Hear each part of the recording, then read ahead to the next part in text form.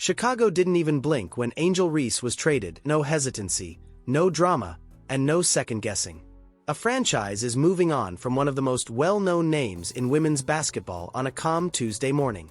A rebounding record holder, a two-time All-Star. Reese, the putback, first points of her All-Star career in Angel Reese. A double-double on foot. Absent. This is where things become even more intriguing. Because in a league that is currently dominant by the limelight surrounding Caitlin Clark, where every asset is examined and every statistic is magnified, every celebrity became a news story, and Chicago recently took a step that defies the narrative entirely. While everyone else is pursuing box score explosions, viral moments, and star power, the Sky took a step back and decided something different. Therefore, we must ask the question no, even as the internet yells that they lost a superstar one desires to touch. But what if they didn't? What if this was about getting away from a delusion rather than losing talent? Because this trade doesn't go unnoticed. If Angel Reese was indeed that player, T didn't ignite a war. And that quiet. The real narrative starts there, a game of consequences and numbers. First, let's look at the numbers because the majority of people's comprehension of this circumstance entirely collapses at this point. The surface numerals appear to be in fine shape.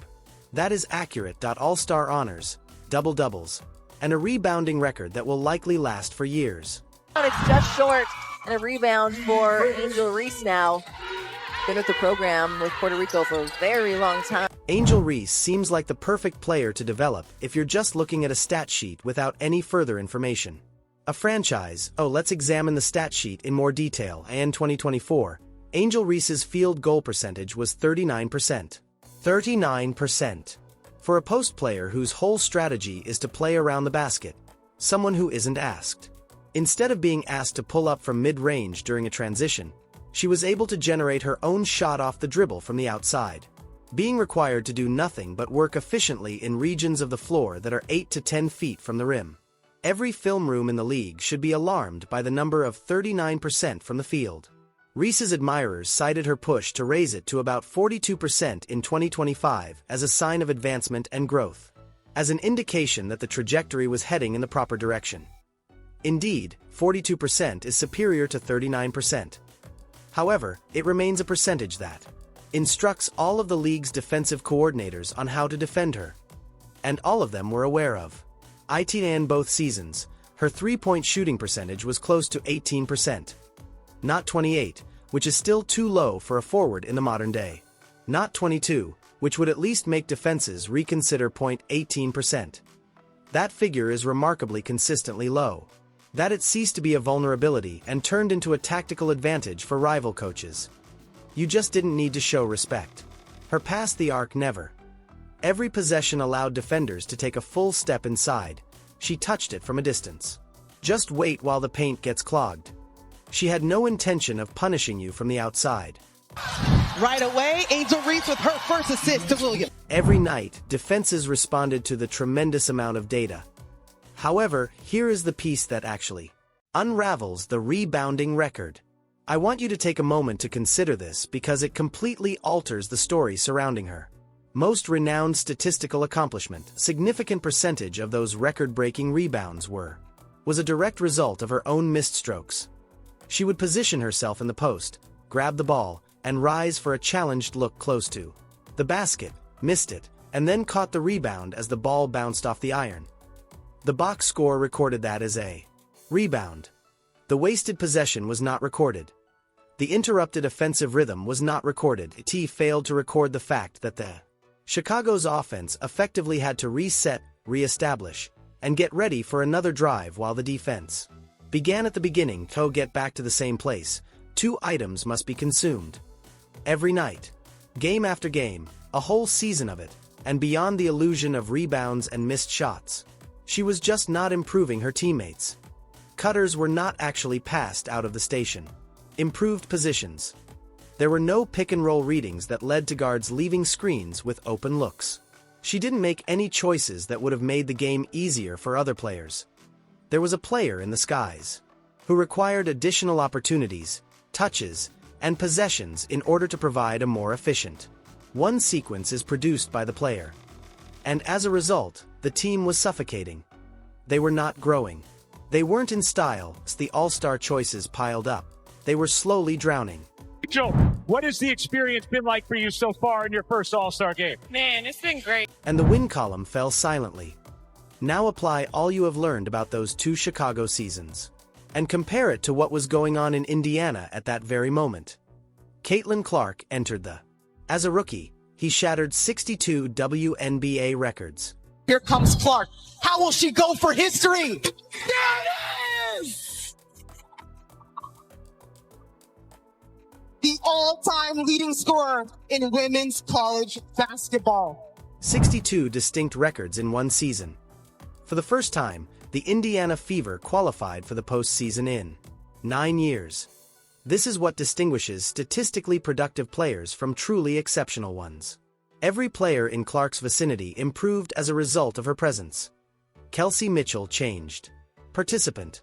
Aaliyah Boston was successful in her career. Lexi Hull has never encountered open looks. Because of the way Clark directed the offense and drew defenders out, the team as a whole improved. Of the paint, how she discovered the open player just before the window shut, that's what improves a team. Truly appears to be that's the norm.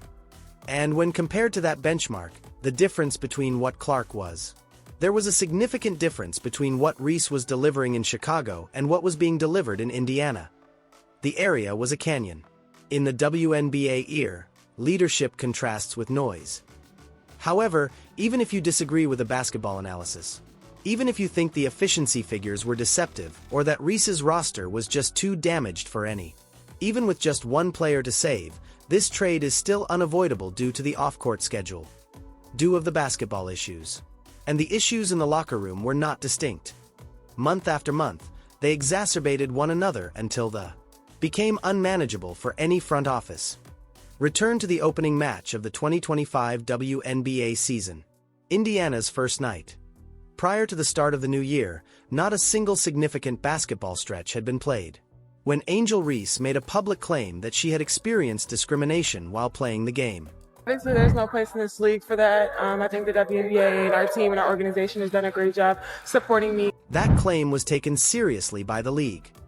After conducting a thorough investigation, they discovered no proof to encourage it. None at all. The investigation came to an unsubstantiated conclusion. Consider what was established at that moment. As a pattern, her default reaction in the first awkward circumstance of her second season as a professional was not to handle it in-house. I've been through so much, I've seen so much, I've been attacked so many times. Let her game react on the court as she competes through it to by default. She went public right away. Before the season has established itself, make it bigger, louder, and engulf the entire organization in turmoil. That established the mood. The front office was paying for everything that transpired after that initial moment. Paying close attention, I sincerely think that the Courtney Vanderloot case gets lost in the commotion. This exchange, and it should be given far more consideration than it has. During the season, Vanderloot suffered an ACL tear. She was recuperating from a severe injury, performing the tedious, unglamorous daily tasks of awaiting the chance to return and support a side that she had deliberately selected over alternatives. Angel Reese approached reporters while Vanderloot was sitting outside, hurt and exposed, and stated publicly that, given her age, the team could not count on Vanderloot to return. Chicago required a younger person. Someone who is prepared to fight for a title and has experience. She made all of those remarks regarding an injured teammate, candidly during a recorded press conference. Now, let's be clear about Courtney Vanderloot's identity. Since it is crucial to comprehending the harm such remarks caused. Vanderloot has played in the WNBA twice. Champion. And Courtney Vandersloot has just recorded the second playoff triple-double in... She's been outstanding. She has been absolutely outstanding all game long. A veteran who left the New York Liberty, a 5-time All-Star, and a 2-time All-WNBA first-team selection. A team in the midst of a championship window, especially to visit Chicago and contribute to the creation of something significant. She has an impact on every relationship and is not a minor player that can be disregarded carelessly. In the changing area. Additionally, while she was on the injured list and Reese publicly confronted her. At the same time, every player on that roster came to the same decision. The instant you cease to be valuable, you would learn about it via a reporter, according to Angel Reese. Furthermore, such insight is not limited to a press conference room. It follows every player into every quiet moment, sits in every film session, and walks with you into the gym every morning. When confidence is either established or undermined, Reese's frontcourt partner was Camila Cardoso. Chicago's player is currently reconstructing their whole future.